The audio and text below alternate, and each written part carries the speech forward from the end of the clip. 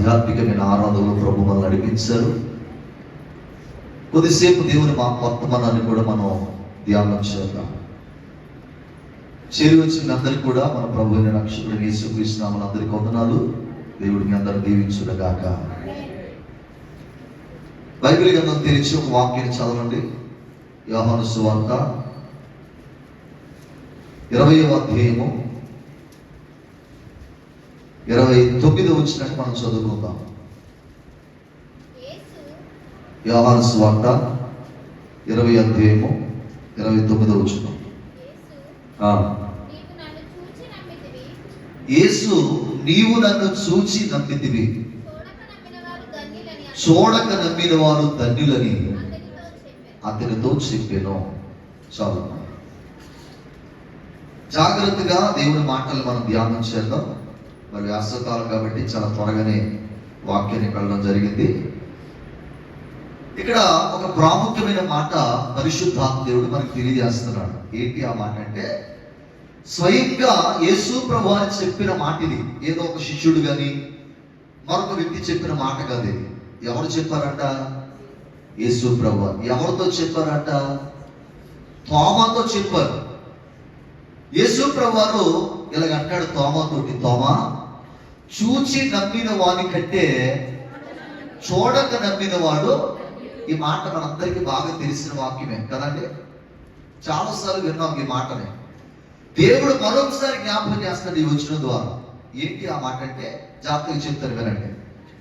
యేసు ప్రభువారు సమాధిని గెలిచి 3వ రోజున తిరిగి లేపబడ్డాడు. ఆయన తిరిగి లేచిన తర్వాత ఆయన ప్రజలు కనబడుతూ ఉంచాడు. 40 రోజులు కనబడ్డారు.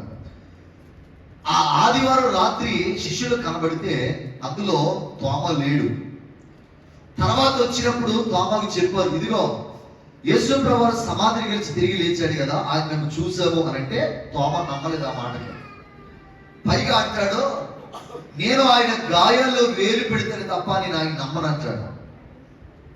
సరే అని చెప్పేసి వచ్చే ఆదివారం రోజు యేసు ప్రభువారు వచ్చాడు ఇలాగే వాక్యం చెప్పడానికి. శిష్యులందరూ వచ్చారు. అందులో తోమ ఉన్నాడు.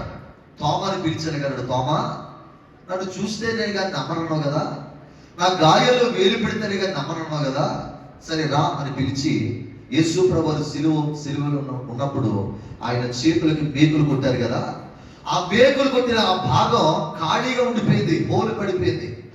ఆ హోలు పడిపోయిన ప్రాంతంలో తోమ వేలు పెట్టి చూశాడు.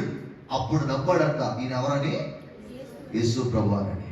అప్పుడు ప్రభు ఇలాగ అంటాడు, తోమా, నీవు అవిశ్వాసివి కాక విశ్వాసమై ఉండు. 27వ వచనం చదవండి.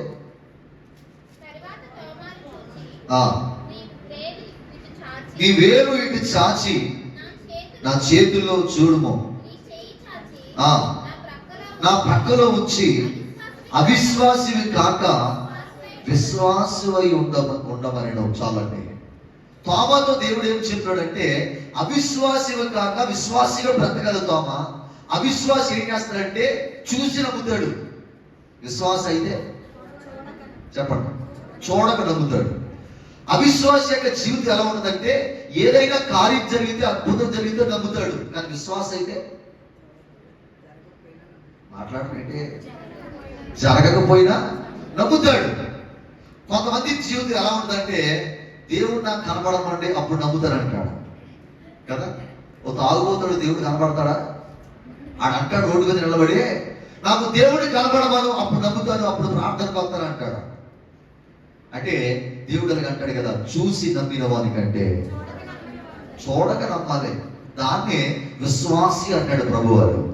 అవిశ్వాసి లోకంలో కొన్ని కనబడాలని కోరుకుంటాడు. కానీ విశ్వాస అయితే, నాకు కనబడకపోయినా పర్లేదు, నా దేవుడు నా జీవితంలో కార్యాలు చేస్తాడు. అది విశ్వాసం కూడా ప్రధానమైన పెట్టు. పిల్లలు జాగ్రత్తగా అంటే, అబ్రహాము గారి జీవితంలో బొమ్మల వ్యాపారం చేస్తూ తిరిగేవాడు అబ్రహాము గారు. ఏ వ్యాపారం? బొమ్మల వ్యాపారం. తండ్రి ఒక విగ్రహారాధికుడు. అబ్రహాము కూడా లోకంలో జీవించాడు. అన్యుల కుటుంబంలో పుట్టాడు అబ్రహాము గారు కూడా. కానీ దేవుడు ఒకరోజు స్వరమింద అబ్రహామును పిలిచాడు, అబ్రహామా, నేను గొప్ప జనాంగంగా చేస్తాను, నీ స్వదేశాన్ని విడిచిపెట్టి నేను చూపించే దేశానికి వెళ్ళు అన్నాడు దేవుడు అబ్రహాముతో. వాస్తవానికి అప్పటికి అబ్రహాము అన్యుడే కదా. దేవుని ఎరగని వాడే కదా. కానీ ప్రభు పిలుపు తర్వాత అబ్రాహాము యొక్క జీవితం అద్భుతంగా మార్చబడిపోయి ఒక్క స్వరాన్ని విని తన కుటుంబాన్ని తన దేశాన్ని విడిచిపెట్టి ఎక్కడికో వెళ్ళిపోయాడు. దేవుని స్తోత్ర. దేవుడు అబ్రాహామును వదిలిపెట్టాడా? గొప్ప జనాంగంగా దేవుడు అబ్రాహామును ఆశీర్వదించాడు. ఇప్పుడు చూసి నమ్మిన వాని కంటే చూడక నమ్మిన వాడు ధన్యుడు. వారిని గురించి బైబిల్ ఏమంటే అతడు విశ్వాసి. నీ జీవితంలో దేవుడు కార్యం చేసినా చేయకపోయినా నువ్వు ప్రభు నమ్మడం మొట్టమొదటిగా నేర్చుకోవాలి. అందుకంటే నమ్ముట నీ వలనైతే నమ్ము వారికి సమస్తమును సాధ్యమే. ఈరోజు బైబిల్ గ్రంథంలో చూడక నమ్మిన వారి గురించి మీకు చెప్తాను. చూసినప్పుడు మనకెందుకు కదా. చూడక నమ్మిన వాళ్ళు కొంతమంది వ్యక్తులు ఉన్నారు. ఒక 5 గురించి చెప్తాను నేను ఈరోజు. దేవుని స్తోత్ర. ఎవరండి వాళ్ళు? సభ్యులు లేరు. ఎవరంటే ఇక లేదా? చూడక అంటే యేసు ప్రభు అని చూడక నమ్మిన వాళ్ళు 5 ఉన్నారు బైబిల్లో. యేసు ప్రభు ఉన్న కాలాల్లో వెళ్ళారు. అయినప్పుడు కూడా వారు యేసు ప్రభుని తెలుసుకుని నమ్మారు. వాళ్ళు ఎవరయ్యారంటే ఒక 5 వ్యక్తులు ఉన్నారు. చెప్తా. మొదటి మాటగా అపోస్తలుల కార్యాల గ్రంథం. మనకు అపోస్తలుల కార్యాల గ్రంథంలోనే ఈ వ్యక్తులు కనబడతారు. చదవండి. 8వ అధ్యాయము 27వ వచనాన్ని మనం చదువుకుందాం. అపోస్తలుల కార్యాలు 8వ అధ్యాయం 27వ వచనం. అప్పుడు ఐథియోపియల రాణి అయిన కందాకే క్రింద మంత్రి అయి ఆమె యొక్క ధనాగారమంతటి మీద ఉన్న ఐథియోపియుడైన నపుంసకుడు ఆరాధించుటకు యెరూషలేమునకు వచ్చెను. చాలా ఇక్కడ మొదటి వ్యక్తి ఎవరయ్యారంటే ఒక మంత్రి గారు, ఒక నపుంసకుడు. నేను చెప్పే వీళ్ళెవ్వరు కూడా సాధారణ వ్యక్తులు ఎవరు కాదండి. అంటే దేర్ ఇస్ నో, వాళ్ళందరూ కూడా ఆర్డినరీ పర్సన్ కాదు, ఎక్స్ట్రాడినరీ పర్సన్స్. వాళ్ళు అంటే వాళ్ళ స్థాయి, వాళ్ళ యొక్క స్థితి చాలా పెద్దదే. ఇప్పుడు మొదటి వ్యక్తి ఎవరంటే ఒక వ్యక్తి, అతడు ఒక మంత్రి గారు అంట. ఐథియోపియా అనే దేశానికి ఒక రాణి గారు ఉన్నారు. ఆ రాణి గారి కింద ఒక మంత్రి. స్తోత్రం చెప్పండి. హల్లెలూయా. చాలా జాగ్రత్తగా వినండి. ఐథియోపియా ఇప్పుడున్న దేశాన్ని దానికి ఉన్న ప్రజెంట్ పేరు ఏంటంటే ఇథియోపియా అనే దేశంగా పిలువబడుతుంది. ఐథియోపియాని ఇప్పుడు ప్రజెంట్ ఏమని పిలుస్తున్నారు చెప్పండి. నోరు తిరుగుతుంది మనకి. ఇండియా అంటే కష్టమైపోతుంది మనకి కదా. భారతదేశం అంటే కష్టమైపోతుంది. అందుకే స్కూల్లో పిల్లలకి చెప్తూ ఉంటారు. ఏమంటారు? ప్లెడ్జ్ ఏం చెప్తారు? India is my country. తెలుగులో అయితే భారతదేశం నా మాతృభూమి. భారతీయులందరూ స్కూల్ అయిపోతుంది. రైట్. మన అఫీషియల్ ఏంటి? చూడక నమ్మిన. తోమాతో ప్రభు చెప్పాడు, చూసి నమ్మిన వారికంటే చూడక నమ్మిన వారు ధన్యులు అన్నాడు కదా. చూసి నమ్మిన వాళ్ళ కంటే చూడక నమ్మిన వాళ్ళు ఒక 5 గురించి చెప్తాను. అందులో మొదటి వ్యక్తి ఎవరంటే మనం చదువుకున్న అపోస్తలుల కార్యాలు 8వ అధ్యాయము 27వ వచనం. అందులో ఇథియోపియా దేశానికి సంబంధించిన రాణి గారి కింద ఒక మంత్రి ఉన్నాడు. మంత్రి అంటే మామూలు వ్యక్తి చెప్పండి. ఓ ప్రెసిడెంట్ గారు ఆపలేము, ఒక ఎమ్మెల్యే గారు ఆపలేము. ఎమ్మెల్యే గారి పైన మినిస్టర్ ఉంటాడు, మంత్రి. ఇప్పుడు ఆ మంత్రి ఎలాంటి మంత్రి అంటే ఆ మంత్రికి ఒక డెసిగ్నేషన్ ఉంది, ఒక అర్హత ఉంది. ఏంటంటే అతడు ఆర్థిక శాఖ మంత్రి అన్నాడు. ఉన్నాడు అక్కడ బైబిల్లో. ఆర్థిక శాఖ మంత్రి అంటే ఇంగ్లీష్ లో ఫైనాన్స్ మినిస్టర్ అన్నారు. ఏ మినిస్టర్ అప్పుడు? ఇప్పుడు ఒక్కొక్క మంత్రికి ఒక్కొక్క డిజిగ్నేషన్స్ ఉంటాయండి, అర్హతలు ఉంటాయి అతనికి. ఇతడు కందాకి క్రింద నపుంసకుడు. ఇతడు ఆర్థిక శాఖ మంత్రి, ఫైనాన్స్ మినిస్టర్. అంటే ఇతడు హోదాగా ఒక మంత్రి. అండ్ నెక్స్ట్ ఇతడు ఆర్థిక శాఖ మంత్రి. డబ్బు లావాదేవీలు ఎక్కువగా ఇతని దగ్గర జరుగుతాయి. అయితే వినండి, ఇతడు ఓ చోట కూర్చొని రథం మీద వెళుతూ బైబిల్ గ్రంథాన్ని చదువుతున్నాడు. అంటే ధర్మశాస్త్రాన్ని చదువుతున్నాడు. ధర్మశాస్త్రాన్ని ఏమంటారంటే తొదా అని పిలుస్తా ఉంటారు. హిబ్రూ భాషలో తొదా అంటారు. ధర్మశాస్త్రాన్ని మోషే గారి ద్వారా దేవుడు అప్పగించిన తర్వాత ఈ ధర్మశాస్త్రాన్ని రథం మీద కూర్చొని మంత్రి గారు చదువుకుంటూ వెళ్ళిపోతుంటే చదువుతున్నాడు కానీ ధర్మశాస్త్రానికి అర్థం కావట్లేదు. ఎలా అర్థం కావట్లేదంటే మీరు చెప్తారు కదండి. ఎవరో ఒకడు దౌర్జన్యం దొంగాడు, ఎవరో ఒక అతను బుచ్చు కత్తిరించే వారి ఎదుట మౌనంగా ఉన్నాడు. ఎవరైతే అసలు చదువుతున్నాడు కానీ ఇతనికి ధర్మశాస్త్రం అర్థం కావట్లేదు. చూడండి, ఎవరో ఒక వ్యక్తి దెబ్బలు తిన్నాడు, ఎవరో ఒక వ్యక్తి గాయాలు పాలయ్యాడు, ఎవరో ఒక వ్యక్తి మరణాన్ని పొందాడు. అసలు ఆయన ఎవరో అనే విషయాన్ని ఈ చదువుతున్న వ్యక్తికి అర్థం కావట్లేదు. అప్పుడు దేవుడికి ఏంటి తెలుసా, ఎక్కడో ఉన్న ఒక సేవకుడు లేపాడు. అతని పేరు ఫిలిప్పు. చెప్పండి, ఎవరో ఫిలిప్. బాగా వినాలి. ఎక్కడో ఉన్న సేవకుని లేపి ఫిలిప్ అన్నాడు, ఫిలిప్పు, ఒక వ్యక్తి మంత్రి గారు రథం మీద వెళుతూ ధర్మశాస్త్రాన్ని చదువుతున్నాడుగా తనకి ఏం అర్థం కావట్లేదు. నువ్వు వెళ్ళి ఆ ధర్మశాస్త్రానికి అతనికి అర్థమయ్యేదా రీతిగా వివరించన్నాడు. ఫిలిప్ ఎక్కడో ఉన్నవాడు పరుగుని వెళ్ళిపోయి ధర్మశాస్త్రాన్ని చదువుతున్న వ్యక్తిని, రథం మీద వెళ్తున్న వ్యక్తిని ఎదుర్కొని ఆపి, అయ్యా, నువ్వు చదువుతున్న ధర్మశాస్త్రం నీకు ఏమైనా అర్థమవుతుందా అన్నాడు.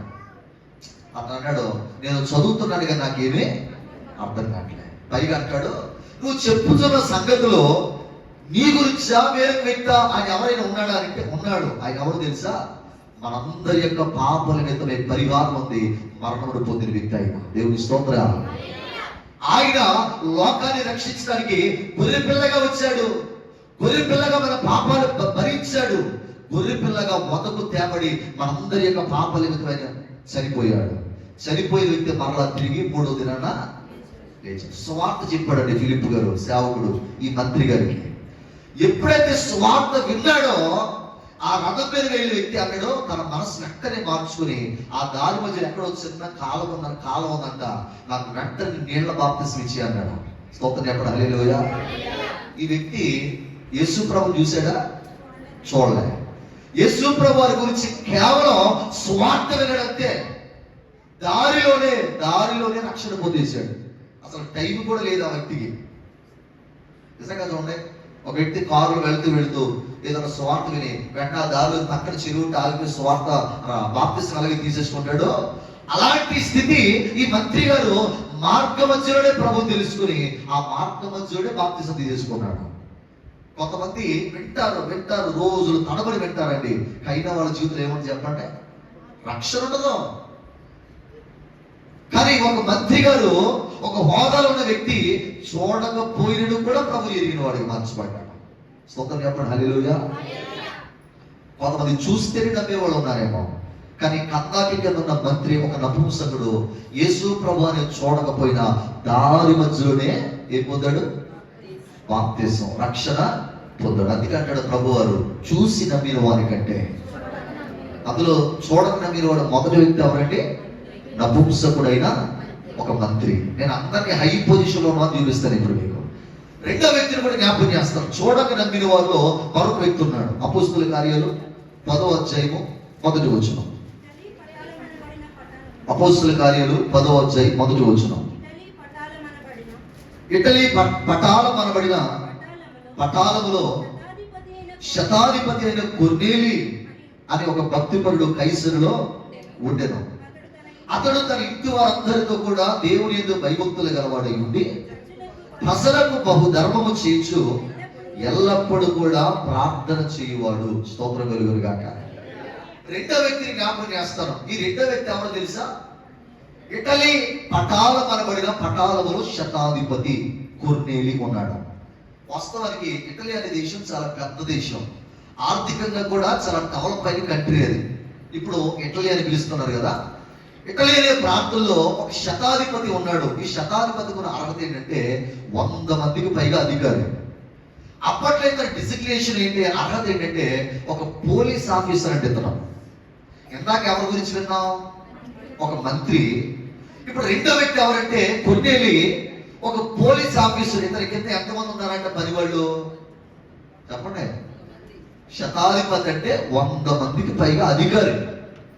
అంత హోదాలో ఉన్న వ్యక్తి ఇప్పుడు దేవుని యొక్క భయభక్తులు గలవాడే బ్రతుకుతున్నాడు. అయితే వినండి, ఇతను కూడా ఎల్లప్పుడూ ప్రార్థన చేసినప్పటికీ, వాక్యాలు ఎరిగినప్పుడు కూడా ఇతను ఇంటి వారికి మాత్రం రక్షణ లేదు ఇతనికి. ఓ రోజు ఇందాక మాట్లాడుకున్న ఫిలిప్పుతో దేవుడు ఎలాగైతే మాట్లాడాడో ఈ కొన్నేళ్ళ దగ్గర కూడా ఓ సేవకుడు దేవుడు లేవనెత్తాడు.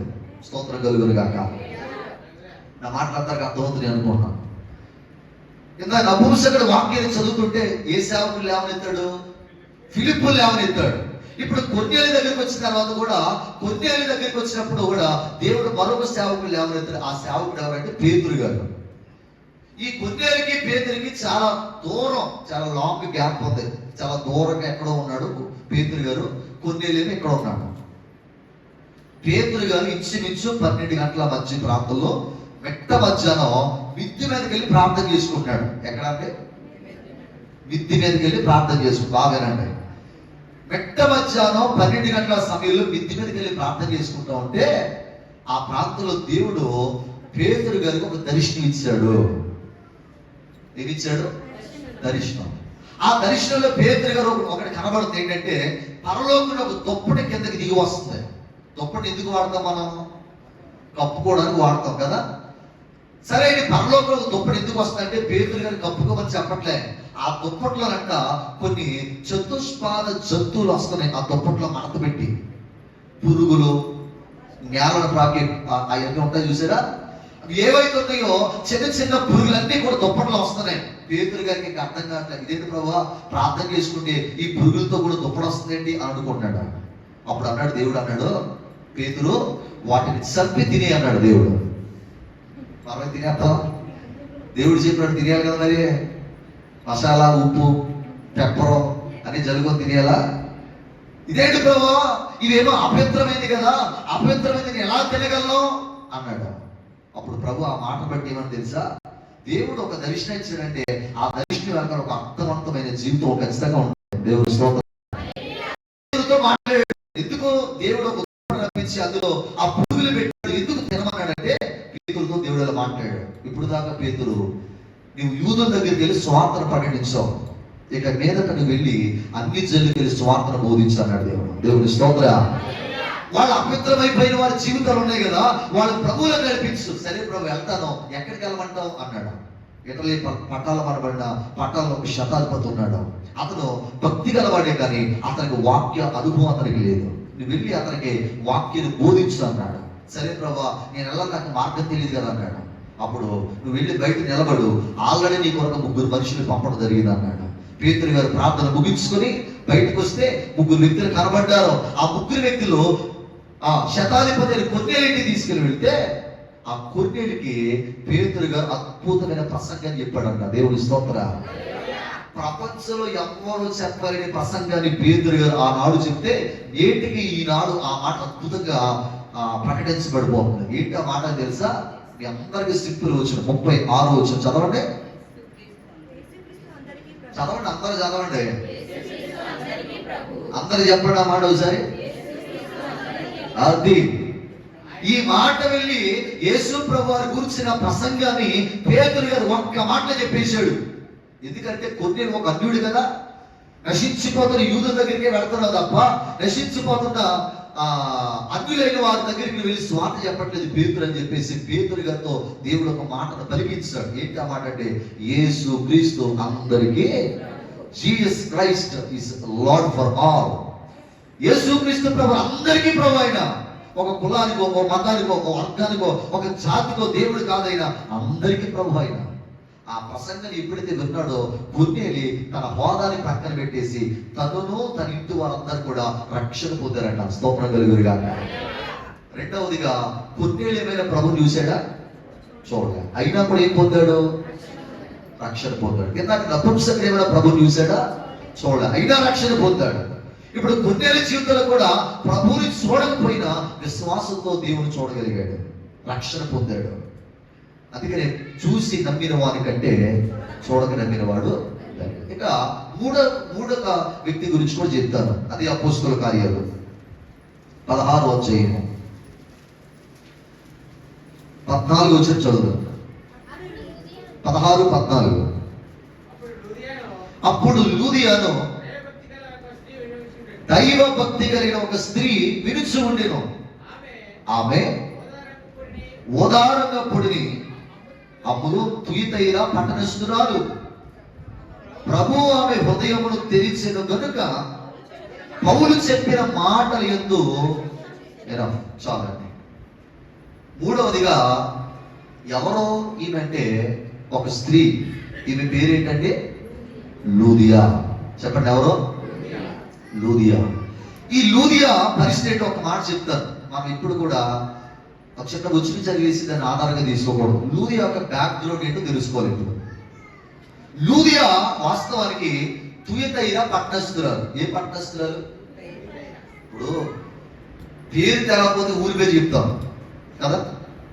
పలానా కడియత కుర్రోడండి, అక్కడెక్కడో యాక్సిడెంట్ అయింది అంటారు కదా. పలానా ప్రాంత కుర్రోడని అంటారు, ఊరి పేరు చెప్తారు. ఇప్పుడు లూదియా ఎక్కడికి సంబంధించిందంటే తుయతైరా పట్టణస్తురాలు. ఇప్పుడు వ్యాపారం ఎక్కడ చేస్తుందంటే ఫిలిప్పులో వ్యాపారం చేస్తుంది. ఎక్కడి నుంచో వచ్చి ఎక్కడికో వచ్చి వ్యాపారం చేస్తుంది. ఎక్కడ పుట్టింది ఆమె? రే, ఎక్కడ పుట్టింది? అది చెప్పండి, ఎక్కడ పుట్టింది? తుయతైరా. ఇంగ్లీష్ బైబిల్ అడిగే ఉన్నాయి. తుయతైరా పట్టణస్తురాలు. ఇప్పుడు ఎక్కడ వ్యాపారం చేస్తుందంట? ప్రతి ఆదివారం దండలు చెప్తాను మీకు. వెంటనే పాస్టర్ గారు వెంటనే చెప్పేస్తున్నారు కదా మీరు. ఇక్కడ ఉన్నవాళ్ళు గమనించాలి వాక్యాన్ని. కడియత్తులో పుట్టి చిత్తాడుకులు వ్యాపారం చేస్తున్నారు. ఇదన్నా అర్థమవుతా? లూది ఎక్కడ పుట్టిందంట? తుయతైరా. ఎక్కడ వ్యాపారం చేస్తుంది? ఫిలిప్పులో. అంటే బైబిల్లో ఉన్న పట్టణాల పేర్లన్నీ తెలుసుకోవాలి మనం. మాకెందుకు అనుకోకూడదు. ఆ పట్టణ చరిత్ర మనం తెలుసుకోవాలి. ఇప్పుడు ఇవి ఏ వ్యాపారం చేస్తుందంటే ఓదారంగ పొడి వ్యాపారం చేస్తుంది. అంటే ఈమె కూడా సాధారణమైన స్త్రీ కాదు. ఈమె ఒక వ్యాపారవేత్త. ఇంగ్లీష్లో అంటారు కదా, బిజినెస్ మ్యాగ్నెట్ అంటారు, చూసారా?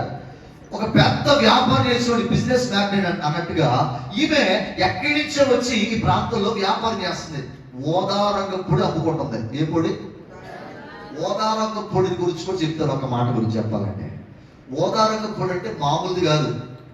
ఆనాడు ధనవంతులు ఎక్కువగా ధరించే వస్త్రాలు ఏంటో తెలుసా? ఓదారంగపు వస్త్రాలు వేసుకునేవారు. చూడండి, వస్త్రాలకు ఒక క్వాలిటీ ఉంటుంది. Silk, cotton, linen. చూడండి, ఒక్కొక్క దాన్ని బట్టి రేటు పెరిగిపోతుంది కదా. అలాగా క్వాలిటీని బట్టి, క్వాలిటీ వస్త్రాలను బట్టి ఈమె వ్యాపారం చేస్తుంది. ఏమి వ్యాపారం అంటే ఓదారంగపు వస్త్రాలు అమ్ముతూ ఉండేదంట. అంటే చెప్పండి, ఆనాడు ధనవంతులు గొప్పవాళ్ళు వేసుకునే వస్త్రాలని ఈమె వ్యాపారం చేసి అమ్మేదంట. అంటే ఎంత డబ్బు సంపాదించేది. ఇంపోర్ట్ అండ్ ఎక్స్పోర్ట్ ఈమె దగ్గర జరిగేది. గొప్ప వ్యాపారవేత్త. అలాంటి ఆమె పౌలు గారు చెప్తుంటే వ్యాపారాన్ని ప్రక్కన పెట్టి దేవుని మాటలు వింటుంది. వాస్తవంగా వ్యాపారం చేసేవాడు మనసు దేని మీద ఉంటుంది కదా. ఓ రూపాయి ఎక్కడ మిస్ అయిపోద్దో అని వ్యాపారం మీద మనసు ఉంటుంది. కానీ ఈ వ్యాపారం చేసే లూదియా తన వ్యాపారాన్ని పక్కన పెట్టి ఒక మంచి వ్యాపార హోదాలో ఉన్న ఆమె పౌలు గారు చెప్పే వాక్యాన్ని విందే. వింటుబట్టి కాదంట, ఆ దినం ప్రభు ఆమె హృదయాన్ని తెరిచాడు. వెంటనే అంటుంది, అయ్యా నాకు రక్షణ కావాలి, బాప్తిసం కావాలి అని వెంటనే బాప్తిసం తీసుకొని, అయ్యా నన్ను దేవుని బిడ్డలను కలిస్తే ఈ రాత్రి మా ఇంటికి నేను పౌలు గారిని వేడుకుంటుందంట. బ్రతిమలాడుకుంటుంది ఆమె. ఒక గొప్ప హోదాలో ఉన్న లూదియా యేసు ప్రభువుని చూడకపోయినట్టు కూడా స్వార్థుని రక్షణ పొందింది. స్తోత్రంగా చెప్పండి. లూదియా ప్రభు చూసిందా? లూదియా కాదు, అప్పటికి పౌలు గారు స్వార్థ చెప్పిన పౌలు గారు యేసు ప్రభువుని చూడలే. వాళ్ళిద్దరూ ఎవరో చూడలే, కానీ స్వార్థ అయితే వినబడింది. అలా వినబడిన ఆమె హృదయం తెరబడి, కింద రాయబడింది కదా, వెంటనే ఆమె రక్షణ పొందిందంట. దేవుని స్తోత్ర. అందుకని లూదియా బైబిల్ అందరూ ధన్యురాలు. ఈరోజు నీవు నేను కూడా చూసి నమ్మేవారుగా కాక చూడక నమ్మిన వీళ్ళ వల్ల మనం మార్చబడాలి. చూసి నమ్మిన వాడు అవిశ్వాసి, చూడక నమ్మిన వాడేమో విశ్వాసి. ఇక 4 వ్యక్తులు కూడా చెప్తాను, సమయం అవుతుంది కాబట్టి 4 వ్యక్తులు కూడా చెప్తాను. మొదటి వ్యక్తి ఎవరు?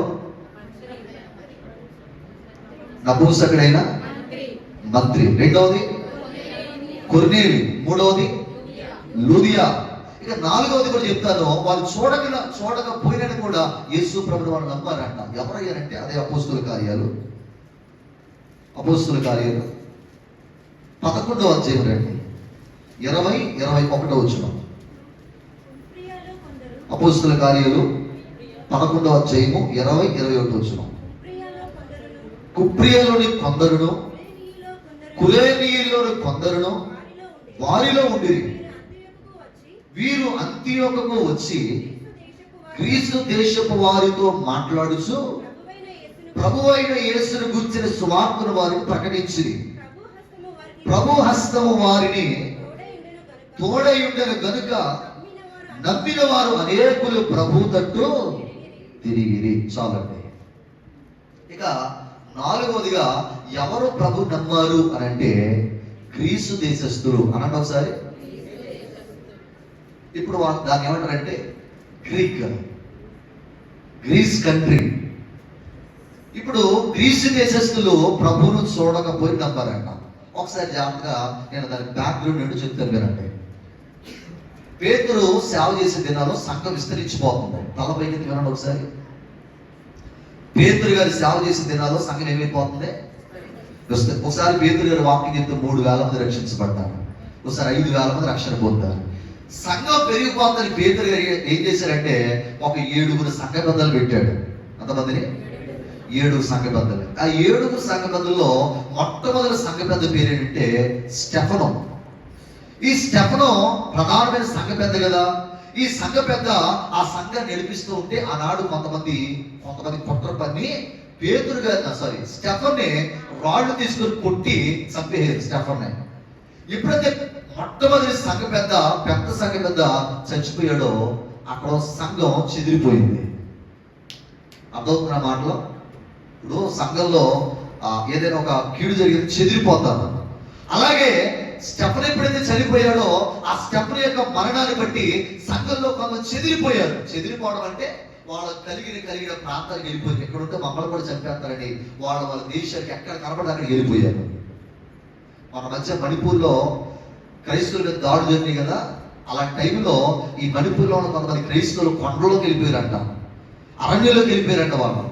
అలాగే ఇక్కడ కూడా ఇప్పుడు కొంతమంది యూదులైన వారు ప్రభుని ఎరిగిన వాళ్ళు ఆయా ప్రాంతానికి చెదిరిపోతే అందులో చెదిరిపోయిన వారు గ్రీసు దేశానికి పారిపోయారంట. అర్థమవుతుందా నేను చెప్పిన మాటలో? స్టెఫను చనిపోయిన తర్వాత స్టెఫన్ యొక్క మరణాన్ని బట్టి ఇక్కడ ఉంటే మనల్ని కూడా చంపేస్తారని ఆయా ప్రదేశానికి పారిపోయిన వారు కొందరు గ్రీసు దేశానికి పారిపోయారు. పారిపోయిన తర్వాత అక్కడ ఉన్న గ్రీసు దేశస్తుల కంట ఈ చెదిరిపోయిన క్రైస్తవులు సువార్తను ప్రకటించారంట. ప్రకటిస్తే ఆ సువార్త విన్న వాళ్ళు ఆ గ్రీసు దేశంలో ఎవరైతే ఉన్నారో యేసు ప్రభువును చూడకపోయినా అందులో కొంతమంది ప్రభువును నమ్మించారంట. దేవుని స్తోత్రం.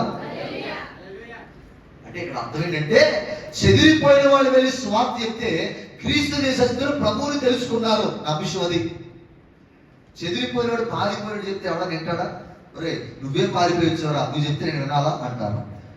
కానీ ఆశ్చర్యం ఏంటి చెప్పంటే పారిపోయిన వాళ్ళు వెళ్ళి స్వార్థ చెప్తే అక్కడ ఉన్న వాళ్ళు దేవుని తెలుసుకున్నారంట. వాస్తవానికి గ్రీసు దేశస్తులు మామూలు వ్యక్తులు కాదు.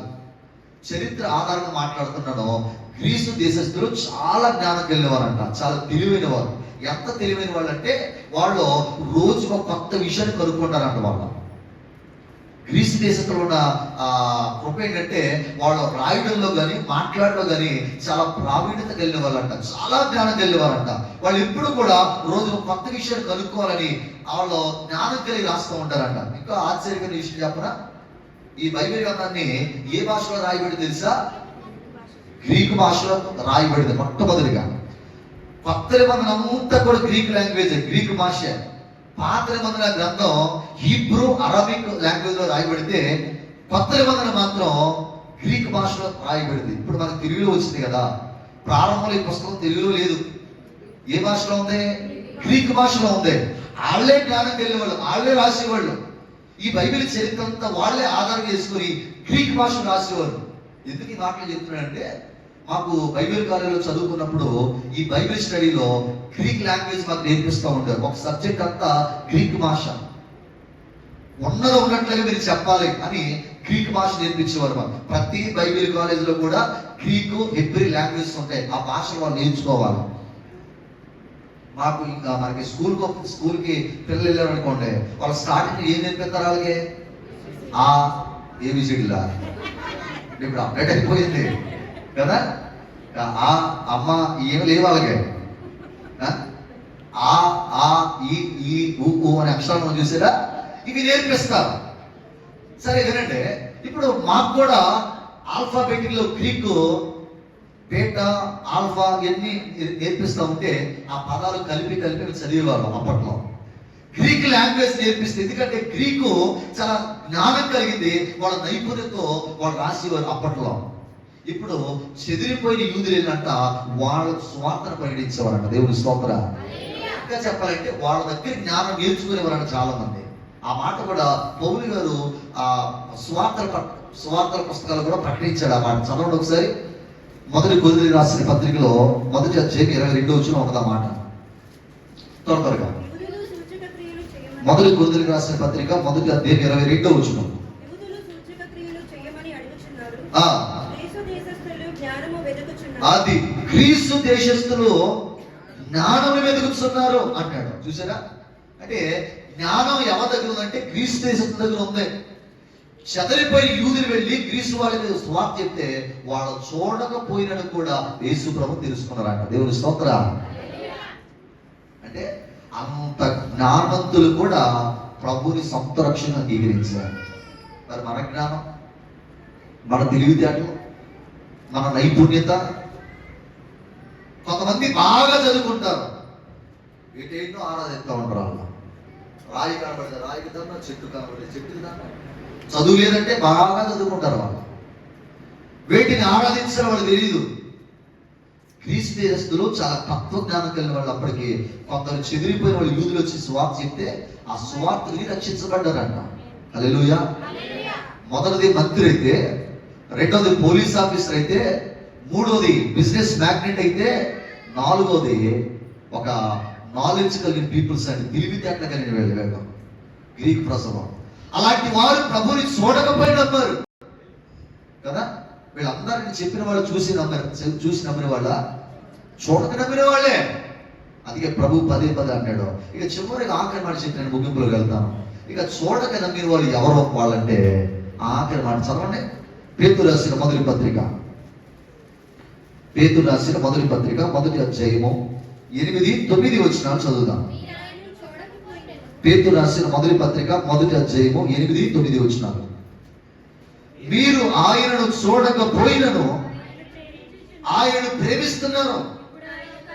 ఇప్పుడు మీరు కనులారా ఆయన చూడకపోయినను విశ్వసిస్తున్నారు కాబట్టి ఆ విశ్వాసమునకు తగిన ఫలము అంటాడు.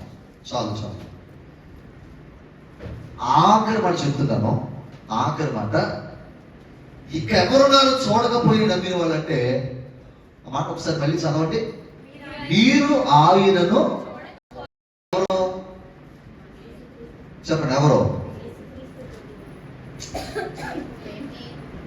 అమ్మా, అది మీరు అంటే మనం ఆయన చూడకపోయి నమ్ముతున్నాం, అంతేనా? ఇక్కడ ఎవరైనా ప్రభు చూసిన వాళ్ళు ఉన్నారా? మరి అయినా నమ్మారు కదా మీరు, అయినా రక్షణ పొందారు కదా. అప్పుడు మీరు దద్దులని దేవుడు వాక్యం చెప్పదా? చెప్తుంది. అంటే మనకెవరో స్వార్థ చెప్పకపోతే ప్రభువుని మనం తెలుసుకునే వాళ్ళం కాదు. ఓ సేవకుడు, ఓ విశ్వాసి ఎవరో మనకి స్వార్థను ప్రకటించకపోతే ఈ రోజు మనకి ఈ రీతిగా రక్షణ పొందే వాళ్ళం కాదు కదా. ఈరోజు ప్రభువుని తెలుసుకున్నామనంటే కేవలం అదే అన్నాడు పేతురు గారు. మీరు ఆయనను చూడకపోయినను ప్రేమిస్తున్నారు, మీరు కనులారా ఆయన చూడకపోయిన విశ్వసిస్తున్నారు, మీ విశ్వాసానికి తగిన ఫలము పరలోకమున దాచబడింది అంటాడు. ఆమె చెప్పండి. చూడకపోయినా ప్రేమిస్తున్నారు, కనులారా ఎరగకపోయినా విశ్వసిస్తున్నారు. మరి దాని తగ్గ ఫలం దేవుడు పరలోకమున ఉంచుతాడు. దేవుని మందిరానికి వచ్చిన మనము యేసు ప్రభువు ఎవరో మనకు తెలియదు. ఆయన మన కనులారా చూడలేదు. ఎందుకంటే మనం అన్ని జనుల కుటుంబ ప్రాంతాలు వచ్చి పుట్టిన వాళ్ళమే. యూదుల వంశంలో పుట్టలేదు కదా, మనం యూదులు కాదు కదా. అన్ని జనుల నుంచి దేవుడు మనల్ని ఏర్పరుచుకున్నాడు. రాజులని యాజక సమూహంలో దేవుడు సంఘం అనే తోటలో నాటాడు. ఇలాంటి స్థితి మనకి ఎందుకు వచ్చింది? వాస్తవానికి ప్రభు వారు ఒక ఆమె యేసు ప్రభు దగ్గర వస్తే అక్కడైనా యేసు ప్రభు ఎందుకు వచ్చారో తెలుసా? నశించిపోతున్న యూదుల దగ్గరికి వచ్చారు అంటాడు. మరి అన్ని జనుల దగ్గర రాలేదా? కానీ ప్రభు వారికి ఆమెకి అర్థమయ్యేలాగా చెప్తా అంటాడు. కుక్క పిల్ల యొక్క యజమాని యొక్క రొట్టె ముక్క తీసుకుని కుక్క పిల్లకి ఏంటి యుక్తము కాదు కదా అంటే అప్పుడు అంటదామే, అయ్యా కొన్నిసార్లు యజమాని బల్ల మీద పడి రొట్టె ముక్కలో ఒక్క పిల్లలు తిని వాటి కడుపు నింపుకుంటాయి కదా, అలాంటి వాళ్ళ మేము అన్యజనం అంటదే. అలాంటి స్థితి మనదే, ఎన్నికలేని స్థితి మనదే. దేవుడు ఈ యొక్క రాజవంశములో అంటే దేవుని సన్నిధిలో రక్షణ పొందే భాగ్యం మనకి ఇచ్చాడంటే మనము ఆయన చూడకపోయిన విశ్వసిస్తున్నాం కాబట్టి ఆ విశ్వాస ఫలము పరలోకముందు దేవుడు మనకు దాచిపెట్టాడు. ఆమె చెప్పండి. మీరు ఆయనను చూడకపోయినా అంటే లాస్ట్ అండ్ ఫైనల్ మనమే, ఆఖరిగా మనమే రక్షణ పొందుకున్నాం. ప్రభుని ఎరిగామంటే కేవలం ఆయన కృప, ఆయన ధన్యత. అందుకని దేవుడు అన్నాడు కదా, మీరు ధన్యులు అని సంబోధిస్తున్నాడు. ఎప్పుడు మనం ధన్యునిగా మార్చబడతాం తెలుసా? వెనకాల 2-3 తరాల వరకు ఆస్తులుంటే అప్పుడు ధన్యులు కాదండి. ధన్యులు ఎప్పుడంటే ప్రభుని ఎరిగినప్పుడే ధన్యులు. ఆస్తి పరలోకం తీసుకెళ్తాడా? మాట్లాడండి. ఆస్తి పరలోకం తీసుకెళ్తుందా? ఐశ్వర్యం తీసుకెళ్తుందా పరలోకం? మొన్న నేను విజయనగరం వెళ్ళాను కదా, మన వారంలో విజయనగరం వెళ్ళాను మ్యారేజ్. అక్కడ ఒక షాకింగ్ న్యూస్ విన్నాను. ట్రైన్ దిగాక వినేష వాళ్ళ అన్నయ్య వచ్చారు కారు వేసుకుని వెళ్తుంటే రోడ్డు అంతా ఫ్లెక్సీలు కట్టేశారు, పెద్ద పెద్ద ఫ్లెక్సీలు కట్టేశారు. ఆయన ఒక లాయర్ అంట, ఆయన ఒక లాయర్ అంట, చాలా పేరున్న లాయర్, విజయనగరంలో చాలా పెద్ద లాయర్ అతనే. అతనికి చాలా పెద్ద పేరు ఉంది, కానీ చివరిలో ఒక చిన్న పేరు గుర్తుపెట్టుకున్నాం, తమ్మిశెట్టి అనే పేరు, చిన్న చాలా పెద్ద పేరు. ఏ సందుకి వెళ్ళినా ఏ ప్రాంతానికి వెళ్ళినా ఆయన ఫ్లెక్సీలు కనపడ్డాయి. ఏంటి బావగారు, ఏంటి అతని గురించి అంటే ఆయన చెప్తున్నాడు, బావా మీరు వెళ్ళి విజయనగరం నడిబొడ్డులో నిలబడి ఎటు చూపిస్తే అతనికి అంత ఆస్తులు ఉన్నాయి, ఎలాగెళ్తే అతనికి ఆస్తులు ఉన్నాయి. అంతేకాదు వైజాగ్ వెళ్ళి వైజాగ్ నడిబొడ్డును కూడా నిలబడి ఎటు అతను చూపిస్తే అతనికి అంత ఆస్తులు ఉన్నాయి. సుమారు 400 కోట్లు సంపాదించాడంట. ఎన్ని కోట్లు? వేసుకునే కాదు, లెక్క పెట్టారు చచ్చారు, కానీ 400 కోట్లు సంపాదించాడంట ఆ వ్యక్తి. ఇద్దరు ఆడపిల్లలు, ఆ ఇద్దరు కూడా డాక్టర్లే, ఫారెన్ కంట్రీస్ ఇద్దరు డాక్టర్లే. ఆశ్చర్యం ఏంటి చెప్పనా? అతను సూసైడ్ చేసుకుని చచ్చిపోయాడు. ఎలా సూసైడ్ చేసుకోవడం తెలుసా? పొద్దున్నే జాగింగ్కి వెళ్తాకే వాళ్ళ వారికి అడుగు ఫంక్షన్ ఉందంట, అంటే మీరు కూడా రండి అంటే నువ్వు వెళ్ళాము నేను రానన్నాడు. పొద్దునే జాగింగ్కి వెళ్ళి వస్తా ఈ స్కిప్పింగ్ తాడు ఉండదు కదా, ఎగిరే తాడు, స్కిప్పింగ్ తాడుని కొనుక్కొని వచ్చి వెళ్ళిపోయి ఆ భార్య ఫంక్షన్కి వెళ్ళిపోయిన తర్వాత తన రూమ్ లో ఉండి ఆ స్కిప్పింగ్ తాడుతో ఫ్యాన్ గురించి తెచ్చిపోయాడంట. మిస్టరీ, ఎవరికి తెలియదు. ఆ విజయనగరంలో బాబు ఉద్యోగం చేస్తున్నాడు. ఏంటి బాబు ఏమైందంటే మిస్టరీ అండి, మరణం మిస్టరీ, అసలు ఎప్పటికీ తెలియదు. ఇద్దరు కూతురు అమెరికా డాక్టర్లో నడిబొడ్డులో నిలబడి ఎక్కడికి వెళ్తే అతనికి ఆస్తులు అంత ఎక్కువగా ఉంది. సుమారు 400 కోట్లు సంపాదించిన ఒక లాయర్. అలాంటి వ్యక్తి ఒక స్కిప్పింగ్ తాడుతో సూసైడ్ చేసుకున్నాడు. ఏంటి అంటే ఇది మిస్టరీ, ఇదంతా. అతడు ధన్యుడిగా ఎంచబడ్డాడంటే ఎంచబడలే. ఒక వ్యక్తి ధన్యకరమైన జీవితం ఎప్పుడు దొరుకుతుందంటే నా ప్రభు యొక్క సన్నిధిలోకి వచ్చి రక్షణ పొందిన వారి జీవితాలన్నీ కూడా ధన్యకరమే. అంటే ఆమె చెప్పండి, నువ్వు ధన్యుడు, నువ్వు ధన్యురాలు. ఎందుకన్నా మాట తెలుసా? 128వ కీర్తన అంటాడు ఆ మాట, సియోనులో యెహోవా నిన్ను ఆశీర్వదిస్తాడంటాడు. సియోన్ అంటే ఏంటి? దేవుని యొక్క సన్నిధి. ఆ సన్నిధిలో ఉంటేనే తప్ప మనకి ఆశీర్వాదం కలగదు. లోకంలో విన్ని ఎంత సంపాదించు, ఎంతగా ప్రాకులాడు, నువ్వు దేవుని ఆలయంలో దేవుని పాదాలు పట్టుకుంటే నువ్వు ధన్యురాలు. గట్టిగా స్తోత్రం చెప్పండి. వచ్చిన మాట చెప్పి ముగించేస్తాను. రోజు రాజుగారికి బర్త్డే అంట, పుట్టినరోజు అంట. రాజుగారి బర్త్డే అంటే మామూలుగా ఉండదు కదా, వాళ్ళంత హడావిడి. సరే అని చెప్పేసి ప్రజలందరూ కూడా బహుమానాలు తీసుకురావాలని బంగారము, వెండి అవన్నీ చేసిన బహుమానం తీసుకొస్తున్నారంట. వినండి. అందరూ కూడా మంచి బహుమానాలు రాజుగారికి ఇవ్వాలని తీసుకొస్తుంటే అదే రాజ్యంలో పేదవాడు ఉన్నాడు. అతనికి ఏమీ లేని స్థితిలో ఉన్నాడు. రాజుగారికి బహుమానం ఇవ్వాలని తన మనసులో అనుకుని తన కనబడిన ఆ ఎనప రేకులు తీసుకునంట తన చేతులతో ఒక కిరీటాన్ని ఏం చేయడంట రాజుగారి కిరీటాన్ని తయారు చేసి ఆ రాజ్యంలో వస్తూ ఉంటే అందరూ చూశారు కిరీటాన్ని. ఏమైనా నీకేమైనా బుద్ధి ఉందా? మేమేమో బంగారంతోటి వెండితోటి మంచి మంచి బహుమానం తీసుకొస్తుంటే ఏదో ఒక ఎనప మొక్కలు వేసిన కిరీటం తెచ్చావు, నీ బహుమానం ఎక్కడ చూస్తారు రాజు గారు, బహుమానం పక్కన పెడతాడు రాజు గారు అన్నాడంట. అప్పుడు ఆ వ్యక్తి అన్నాడు, పేదవాడు, అయ్యా రాజు నన్ను పట్టించుకోక పర్లేదు, నన్ను చూడకపోయినా పర్లేదు, నేను రాజుగారికి ఇవ్వాల్సిన బహుమానం రాజుగారికి ఇస్తాను. అందరూ లైన్గా వస్తున్నారు, రాజుగారి సింహాసనం మీద కూర్చుంటే అందరూ బహుమానాలు ఇచ్చి వెళ్ళిపోతుంటే ఇక ఆఖరిలో ఉన్నాడు పేదోడు వచ్చి ఆ విలువలేని కిరీటాన్ని ఒక క్లాత్ లో కప్పిడి తీసుకొచ్చాడు. ఆ క్లాత్ రాజుగారి చేతులు పెట్టాడు. ఏంటి అన్నాడు. రాజా ఒకసారి విప్పి చూడండి అన్నాడు. విప్పి చూడమని చూస్తే అందులో ఒక ఇనప రేకులతో ఉన్న కిరీటం చూసి రాజుగారు షాక్ అయిపోయాడు. ఏంటి, ఎందుకు షాక్ అయిపోయాడు అంటే, మామూలుగా ఇనప రేకులతో ఉన్న కిరీటమే, కానీ వాస్తవానికి అందరి బహుమానాలు అక్కడ మెరిసిపోతుంటే ఇతని కిరీటం మాత్రం మెరవదని చెప్పి అతను ఆలోచన చేయడంటే, కనీసం ఆ కిరీటానికి ఇనప రేకులకి రంగులు వేయడానికి కూడా అతని దగ్గర డబ్బులు లేకపోతే అతను చేసిన గొప్ప విషయం తెలుసా, తన చేతిని కోసుకొని వచ్చిన రక్తాన్ని అతని కిరీటానికి రంగులు వేసాడంట. దేవుని స్తోత్ర. ఆ కిరీటానికి ఆ రక్తపు మరకలు ఇంకా పచ్చిగా ఉన్నాయి, ఇంకా చెమచెమగా ఉంది. రాజుగారు ఆ కిరీటాన్ని అలా పట్టుకొని ఏంటిది అని అంటే, రాజా ఇది నా రక్తం రాజా, నాకు కలర్ వేసుకోవడానికి డబ్బు లేకపోతే నా రక్తాన్ని రంగుగా మార్చి నేను కిరీటాన్ని ఇచ్చాను అన్నాడంట. రాజుగారు దానికి షాక్ అయిపోయి విలువైన బహుమతులు ఎన్నో ఉన్నా అవి పక్కన పడేసి ఆ రాజుగారు ఎన్నిక లేని కిరీటాన్ని తల మీద పెట్టుకొని నువ్వు ధన్యుడు అయ్యి అన్నాడంట. చప్పలకొండ గట్టిగా ఒకసారి హల్లెలూయా చెప్పండి, హల్లెలూయా. ఇదిగో నీవు ఎప్పుడు ధన్యుడిగా ఉంటావు తెలుసా, లోపల ఎన్ని బహుమానాలు ఇచ్చినప్పుడు కాదు, కానీ విలువని నీ జీవితాన్ని దేవుడికి అర్పించి రక్షణ పొందితే చాలు, అదే దేవుడికి ఒక బహుమానం. ఆమె అందుకే ప్రభు మాట్లాడుతున్నాడు, చూచి నమ్మిన వారి కంటే, అది తోమవలే కాక అవిశ్వాసవలే కాక ప్రభు దగ్గరకు వచ్చిన మనము దేవుడు ఉన్నాడనియో ఆయన మన జీవితంలో ఫలము దయచేస్తాడని నమ్మి ప్రభుని ఆశ్రయిస్తే మన జీవితంలో అద్భుతమైన కార్యాలు ప్రభు జరిగిస్తాడు. ఈ కొద్ది మాటలు మన జీవితంలో దేవుడు ఫలింప చేయును గాక. ఆమె చిన్న ప్రార్థన. పరిశుద్ధులైన మా తండ్రి, ప్రేమ స్వరూపి, నీ పాదాలకు వందనాలు నాయనా. నీ మాటల్ని వినడానికి సహాయం చేసిన దేవుడిగా మీరున్నారు ప్రభు. నిజమే,